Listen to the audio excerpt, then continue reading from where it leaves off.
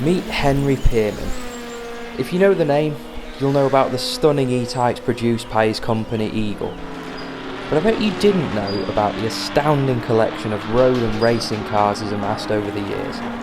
Until now, we met up with Henry to bring you inside the most amazing collection you've never heard of.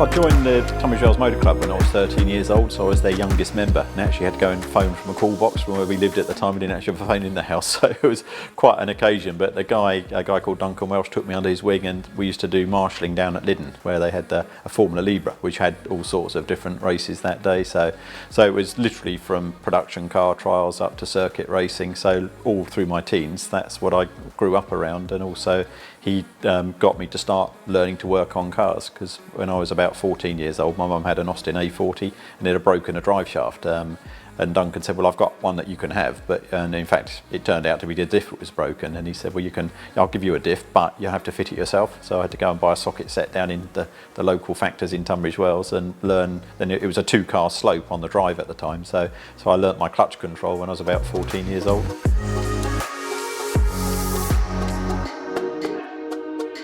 For me, the E-Type was a car I fell in love with when I was 5 or 6 years old, so it was just a life-long passion. And a complete obsession of making cars that work, which is where Eagle started, in fact, in 1984. So we've just celebrated our 35th anniversary, and I was lucky enough to do the Pirelli Classic Marathons in 88, 89, which were the first long-distance rallies across Europe, and actually proved to be quite successful. And I thought, wouldn't it be great if we could make a car where it wasn't pouring water up the top of the Stelvio, out the overflows, and the brakes weren't on fire in the back of the car. But I had just got the fastest time of the rally up there, so I suppose it was a good reason. But it just then, we had use of a 911 SC for a while from a client that said we'll use it for a while. And then I thought, if we could mix, the usability and reliability of a modern day 911 of the 80s with the beauty and the classic lines of an E-Type, then what a car. And that was the beginning of Eagle.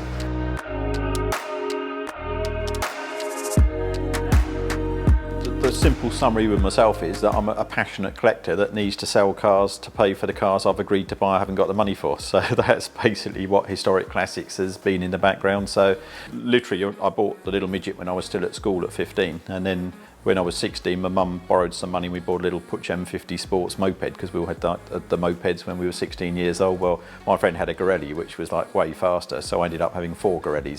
So I've just had this obsession of having too many things, and it's just, it's definitely, well, it's almost at illness stage, as you've probably seen for the amount of stuff that's around. So one of the reasons the collection's grown to the level it has, which is sort of out of control, if you like, really, is there's lots of sub-collections within the collection. So you'll see sets of Group C cars, and it's broken down to sets of Group C Porsches, then it's broken down to sets of Works 956s, customer 956s, 956Bs, for example. So that's where suddenly you look behind you and realise that 3 or 4 of one of those, and 3 or 4 sets of Jaguar saloons, and then the BMC sports cars from the 50s and 60s with the sprites and things. It's just mushroomed slightly out of control, but all done with the same passion and enthusiasm.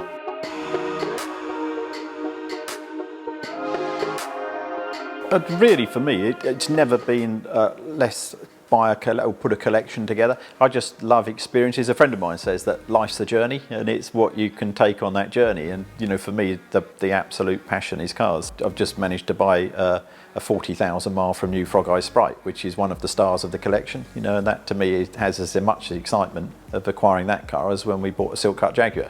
So it's what appeals to me is the best of everything. So I love original cars, so they're totally irreplaceable.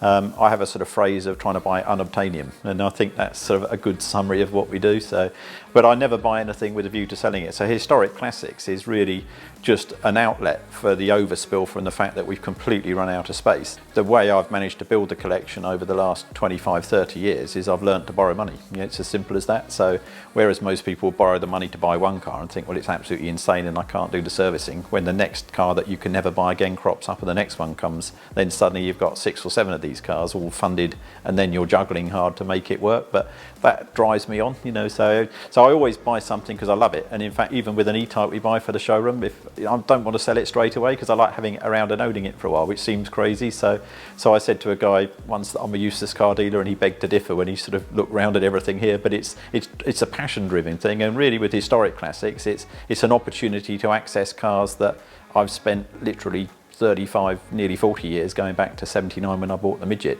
That's all I've done all my life, is just focused, read Classic Cars magazine. I first bought my first issue in 1977 in April when I was at school. So, you know, instead of studying for O-levels, I was studying the classic car market then, but for a passion of enjoying it and thinking one day I'd love to try and get one of those.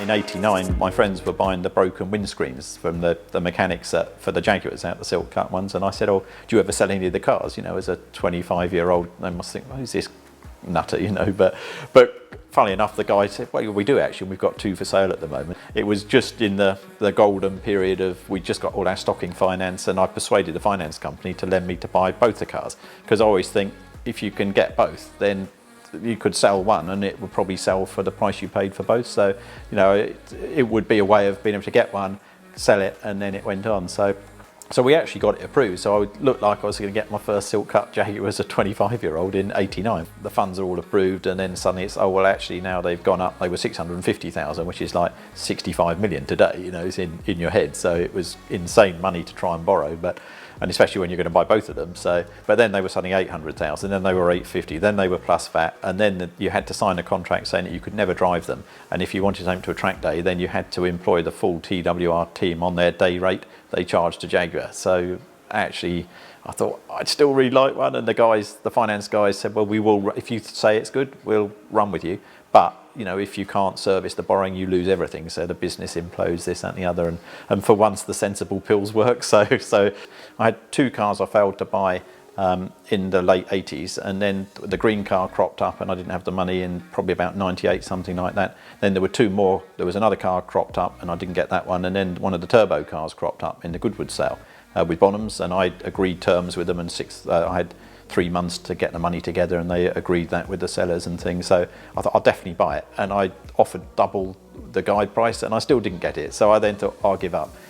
And so locally there's a collector called Tony O'Neill. He had a passion for Group C as well, and he'd been collecting the Porsches since the mid-90s. And then another really good friend of mine is Dick Crosswaite and Gardner, so they make the auto unions for Audi from a photograph, for example. And I saw Dick, and he said, well, I've got a fuel pump, I'm going to drop back to Tony tomorrow, I'll swing by and I'll show you where he lives. So we opened the door, and I've already given up completely on Jaguars, and right in the front is a silk cut Jaguar. And I said, well, what's that? You know, there's all the Porsches behind. He said, well, I've got it from TWR. I wanted the best car they've got. And they said, this is the car. It only did Le Mans in '86 for half the race. The drive shaft broke, and that was it. So, and Tom kept it in the collection alongside the Le Mans winner from 1990. Just such exciting cars, but they're so easy to drive. You know, that's the thing that surprises people. Because you look at a Group C car and think they're so intimidating, and they're not. I like things where they work and you turn in and it just goes where you want. And now with a Group C car, you've got seconds and seconds in the driver. You know, whereas if you're in a series like 2-litre 911 or Lotus Cortinas or the E-Types, you know, you're fine-tuning traction ratios on diffs and wheelbase lengths and all sorts of things. So, you know, you're fighting for tenths of a second. So, you know, with a Group C car, you could be 5 or 10 seconds in a window, and it's purely comfort of driving them. But as you get sort of pushed into finding the limits on them, and then you suddenly find there's still so much more left. You know, so a pro driver would knock another 5 seconds off a time when you think, I can't ever go any faster. And they think, well, what's the matter with you? You know, and they'll go faster again. So they've actually got so much in reserve that they're really easy to drive.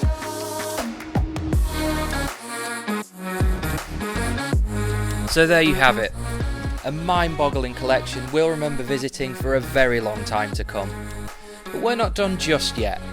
In part 2, we'll be delving deeper into the stories of Henry's most treasured cars, so make sure you're subscribed and stay tuned.